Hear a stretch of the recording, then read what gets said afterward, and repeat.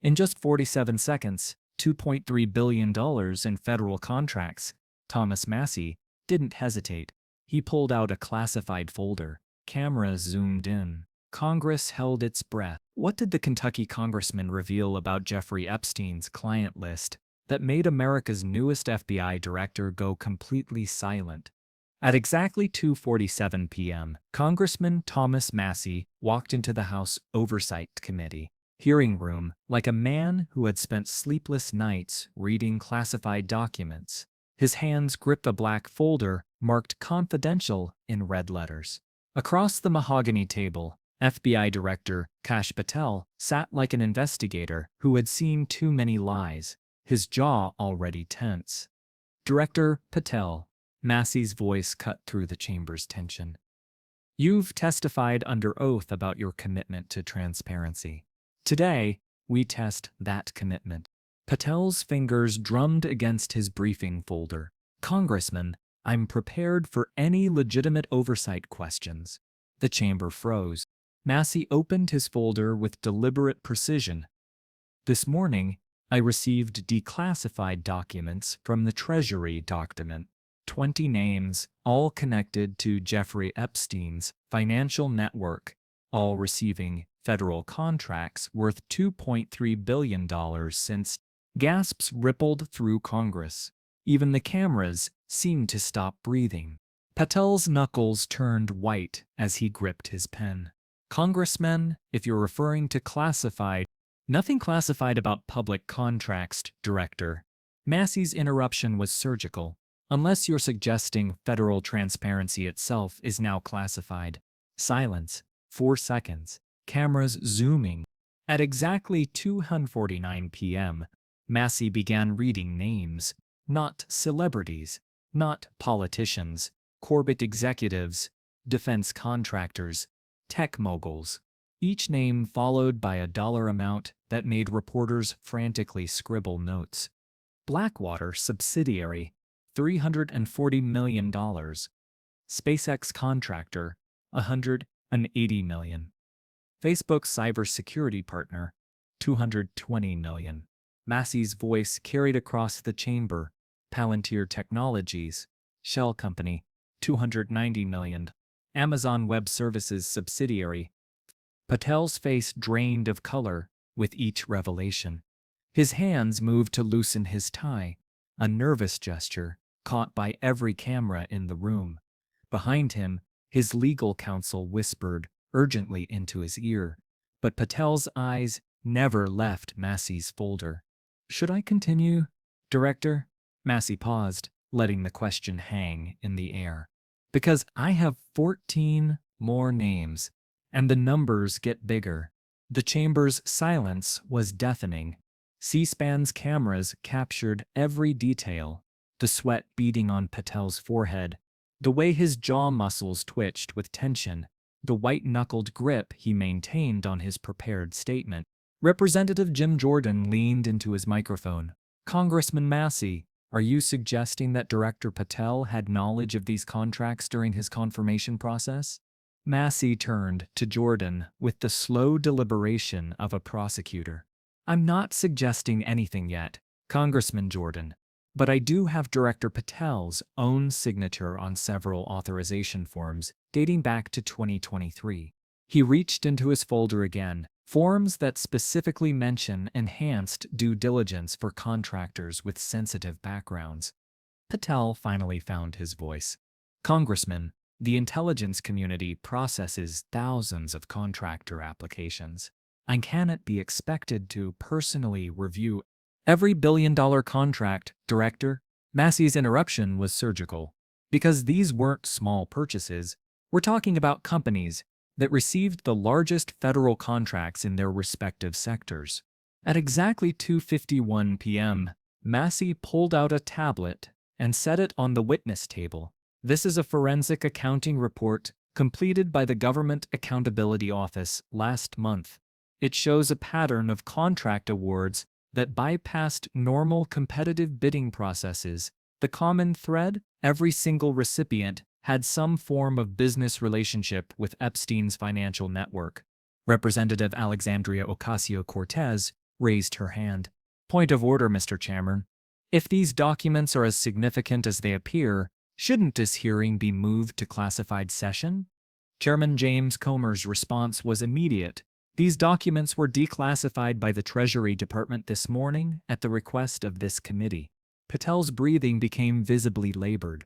The FBI director, who had built his reputation on exposing corruption, was now watching his own institutional credibility crumble in real time. Twitter exploded. Epstein contract list began trending within minutes. Fox News cut to breaking news.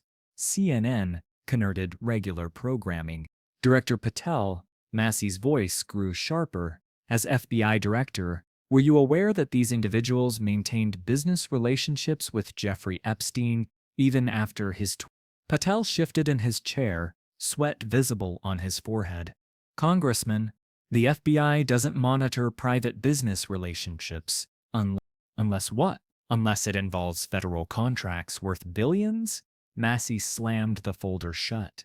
Because according to these Treasury documents, your own background investigation as FBI director was conducted by one of these firms. The chamber went silent as a tomb. Democratic committee members leaned forward.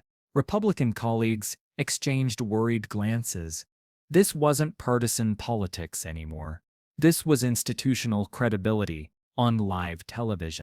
At exactly 2:52 p.m., Representative Alexandria Ocasio-Cortez passed a note to Massie.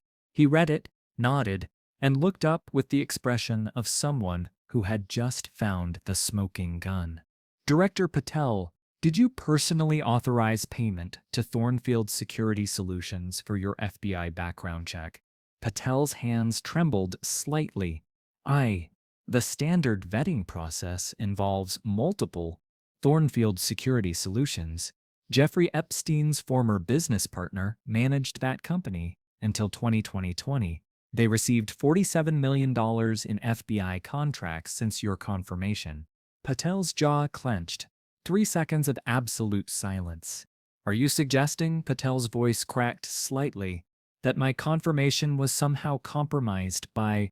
I'm not suggesting anything, Director. I'm reading federal documents on live television to the American people. The room erupted. Democrats demanded immediate investigation. Republicans called for executive session. Reporters flooded the hallway, phones blazing with breaking news alerts. But Massie wasn't finished. At exactly 2:54 p.m., Massie pulled out a second document.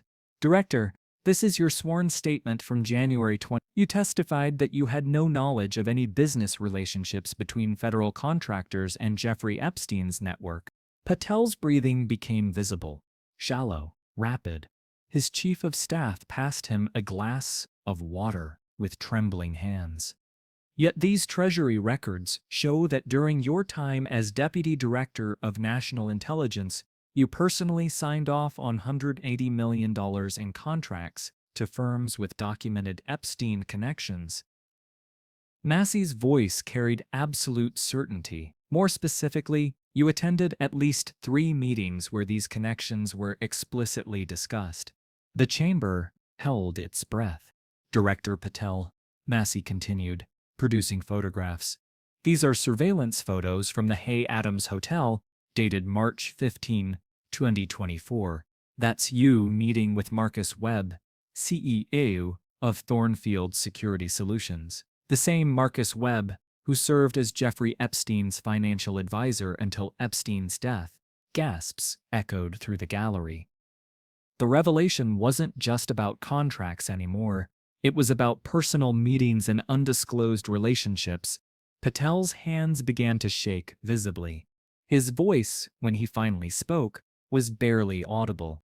Those meetings were part of standard contractor evaluation processes. Nothing unusual. Nothing unusual. Massie's voice rose for the first time. Director, the same contractor evaluation process led to Thornfield Security receiving the largest no-bid contract in FBI history. $670 million, for services that were previously provided by internal FBI personnel at a fraction of the cost. Representative Katie Porter jumped in. "Mr. Chairman, I move that we immediately subpoena all records related to this contract award process." "Seconded," came voices from both sides of the aisle. The partisan divide had evaporated completely. Patel looked around the room like a trapped animal. His legal counsel was frantically taking notes, calculating potential criminal liability exposure. "Either you lied under oath to Congress," Massie's voice dropped to barely above a whisper, "or you're admitting that America's intelligence community is so compromised that its own leaders don't know who they're paying billions to." The pause seemed to last forever. "Which is it, Director Patel?" Patel's face went completely white.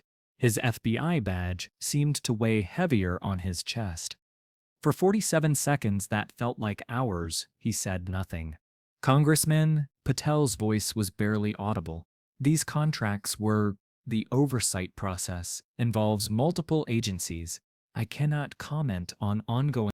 "There is no ongoing investigation, Director. Because you never opened one." That single sentence changed everything. Committee members from both parties stared at Patel with expressions ranging from shock to disgust. The man who had built his career on exposing deep state corruption was now drowning in documentation of his own institutional failures. At exactly 2:55 p.m., Chairman James Comer gavelled for recess, but the damage was done. Patel's confirmation as FBI director, less than 6 months old, already looked doomed. Within hours, Patel resign was trending nationally.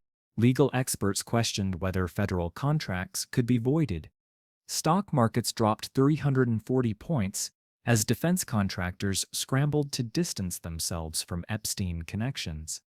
Cable news networks abandoned their regular programming entirely.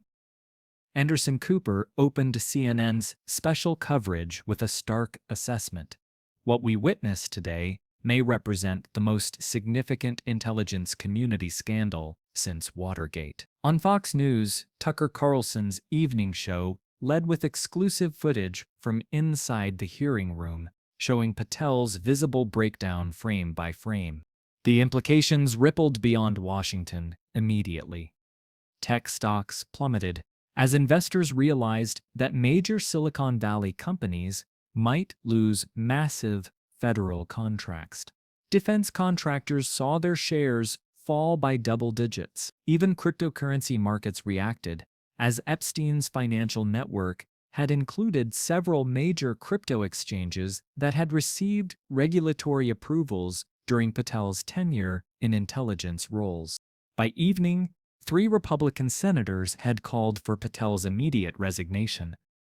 Senators Tom Cotton, Marco Rubio, Ted Cruz, traditionally strong law enforcement supporters, issued a joint statement describing their grave concerns about institutional integrity. When even conservative Republicans abandoned him, Patel's political support evaporated completely. The White House issued a terse statement about reviewing all relevant information, but sources inside the administration were already leaking to reporters. "The president is livid," one senior advisor told Politico on Background. "This kind of oversight failure makes everyone look bad." More damaging than the political fallout was the institutional damage.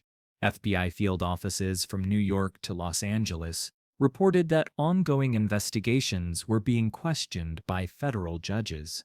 "If the Bureau's own leadership can't pass basic vetting," wrote Judge Sarah Chen in a sealed memo that quickly leaked, "how can we trust their investigations of others?"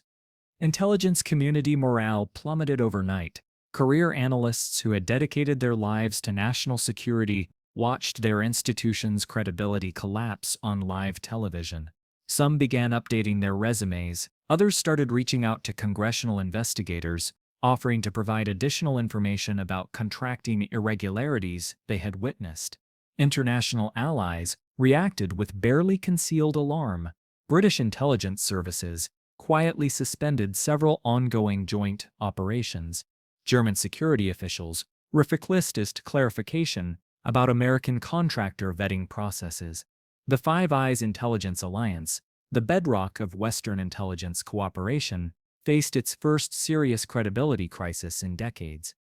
Thomas Massie, the quiet congressman from Kentucky, had accomplished in 47 seconds what years of investigations couldn't. He had forced America's newest FBI director to confront the institutional rot he had sworn to eliminate. But the victory felt hollow as the full scope of the damage became clear. The hearing room had emptied, but the shockwaves were just beginning. Sometimes the strongest weapon isn't a badge or a subpoena. It's a folder full of federal documents and courage to read them out loud. What happens when the man appointed to drain the swamp discovers he's been swimming in it all along? If transference can't survive in the FBI, can justice survive anywhere? The cameras stopped rolling, but the questions had just begun. What would you do if you discovered your own government was paying billions to Jeffrey Epstein's associates? Drop a comment below and let us know.